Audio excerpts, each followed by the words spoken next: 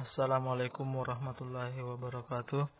Kami dari kelompok 3 atas nama Arfan, saya sendiri, kemudian Ayub Barang, Marjuni, dan Nurwaina, tentang jaringan irigasi terkhusus pada bab 4, yaitu data, pengukuran, dan penyelidikan untuk perencanaan irigasi. Kemudian kita lanjut ke materi. Kami akan membahas tentang hal-hal yang umum, yaitu pertama, pengumpulan data, kedua, sifat-sifat data, dan ketiga, ketelitian data. Pada pengumpulan data, kegiatan tahap perencanaan dapat dibagi menjadi dua bagian, yaitu tahap perencanaan pendahuluan, kemudian tahap perencanaan akhir. Dalam kedua tahap ini dilakukan terlebih dahulu pengukuran dan penyelidikan guna memperoleh data yang diperlukan untuk membuat perencanaan pendahuluan sampai perencanaan akhir. Kemudian selanjutnya, ketelitian data. Data yang diperlukan untuk tahap-tahap studi berbeda dengan yang diperlukan untuk tahap perencanaan dalam hal sifat. Dalam hal studi, tingkat ketelitian harus 40-50%. Juga 60% perkiraan rekayasa dan 70% perkiraan biaya. Biasanya, studi kelayakan ekonomi mempunyai persyaratan ketepatan biaya yang berbeda, yaitu 90%.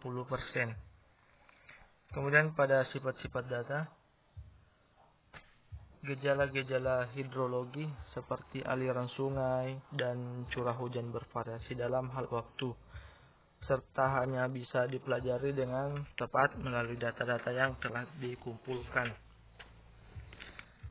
Sering tersedianya catatan historis mengenai gejala ini terbatas hanya dari beberapa tahun saja, atau bahkan tidak ada sama sekali.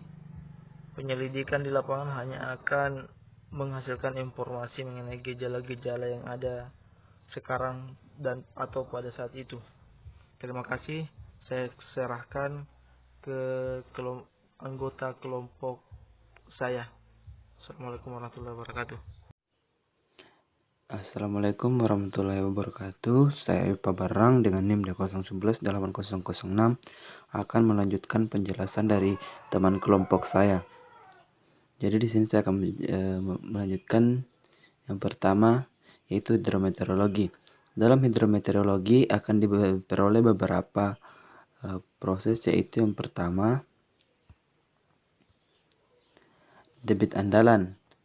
Kemudian setelah debit andalan diperoleh akan ada yang namanya data. Kemudian evapotranspirasi, kemudian curah hujan, kemudian banjir rencana.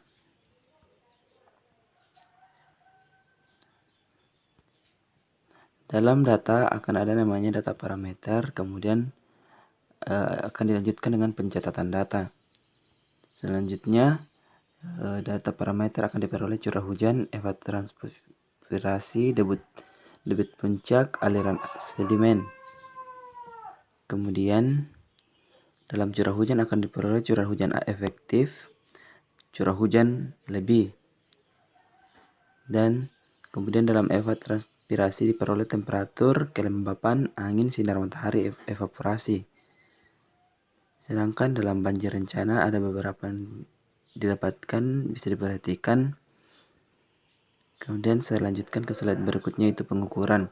Dalam pengukuran ada beberapa yang dilalui. Yang pertama itu pengukuran topografi, kemudian pengukuran sungai lokasi, kemudian pengukuran lokasi bangunan, kemudian pengukuran trase saluran.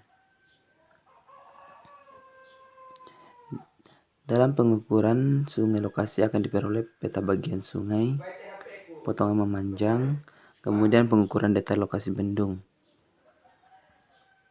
Dalam pengukuran terase saluran itu akan diperoleh peta terase 1:2000, profil memanjang, skala vertikal 1:2000 atau skala horizontal 1:200, kemudian potongan melintang vertikal 1:100 dan horizontal 1:200. Sekian dari saya, terima kasih. Assalamualaikum warahmatullahi wabarakatuh. Saya Marjuni dengan NIM D01181314. Baiklah, di sini saya akan melanjutkan menjelaskan materi yang sebelumnya telah dijelaskan oleh teman saya, yaitu tentang data geologi teknik. Data geologi teknik ini terbagi menjadi dua, yaitu pertama, tahap studi, kemudian penyelidikan detail.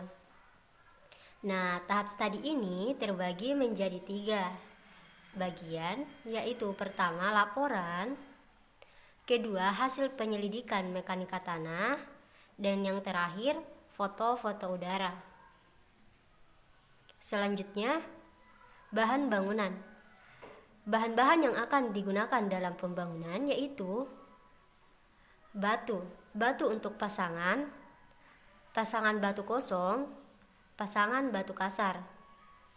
Kemudian pasir, kerikil, bahan filter, dan yang terakhir bahan-bahan kedap air untuk tanggul banjir dan tanggul saluran.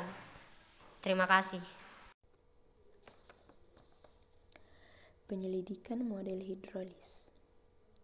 Penyelidikan model hidrolis biasanya dibuat sampai skala 1:33,3 dengan dasar tetap di hulu dan dasar gerak di hilir bangunan utama.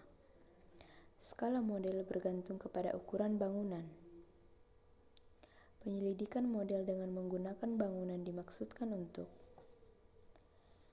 yang pertama, mengecek efisiensi dan berfungsinya perencanaan bangunan. Selanjutnya, memperbaiki tata letak dan penampilan kerja hidrolis, bangunan utama dan komponen lainnya. Kemudian, pola aliran sungai di sebelah hulu dan hilir bangunan jika perlu. Formasi dasar sungai dan angkutan sedimen di sungai. Jaringan saluran dan memodifikasi perencanaan pendahuluan. Selanjutnya, tanah pertanian. Penyelidikan tanah dalam tahap studi hanya akan meliputi kegiatan-kegiatan pemeriksaan lapangan dan penyelidikan di laboratorium. Lokasi akan dipilih berdasarkan peta-peta geologi dan peta-peta daerah yang sudah tersedia. Peta-peta yang dibutuhkan ada 2, yaitu foto udara skala 1:25.000 atau lebih untuk interpretasi atau lebih untuk interpretasi foto dan pemetaan lapangan. Foto-foto topografi dengan skala dan interval garis-garis tinggi yang sesuai dengan bentuk tanah. Dan untuk pengukuran tanah semi detail, dilakukan satu pengamatan tanah tiap 25 hektar sampai 50 hektar, yaitu perlu diperoleh data warna, tekstur, struktur, tingkat kelembapan, kemiringan tanah, bentuk permukaan tanah, dan kedalaman muka air tanah.